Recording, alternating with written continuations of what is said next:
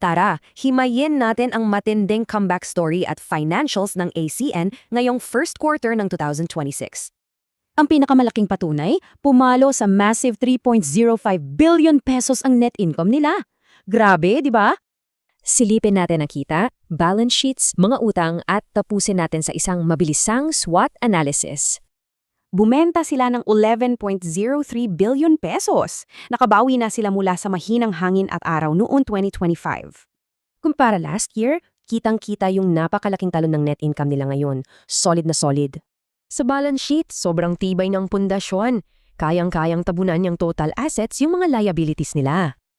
Medyo bumaba ang cash reserves natin, pero sinadya yan para punduhan ang sandamakmak na bagong projects.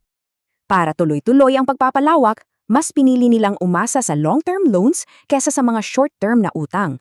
Pero safe na safe pa rin sila sa debt covenant rule nilang maximum 3.0x debt-to-equity ratio. Pilipinas pa rin ang nagbubuhat sa revenue, pero humahabol na ang Australia dahil sa Stubbo Solar Project. Siyempre may risks din abroad tulad ng mababang spot prices sa Australia at paiba-ibang regulations sa Vietnam. Para sa SWOT analysis, number 1, lakas nila yung malupit na comeback at matibay na net income. Ang weakness lang, medyo naiipit ng cash flow dahil sa sobrang agresibong pagtatayo ng mga bagong planta. Pero ang laking oportunidad nung nakuha nila ang full ownership ng 7 gigawatt pipeline project sa India. Ang banta lang talaga ay ang pabago-bagong presyo at regulasyon sa mga target markets nila sa Asia. So, hetong tanong, sa dami ng nakapilang projects, mamimaintain kaya ng ACEN ang solidong momentum na to?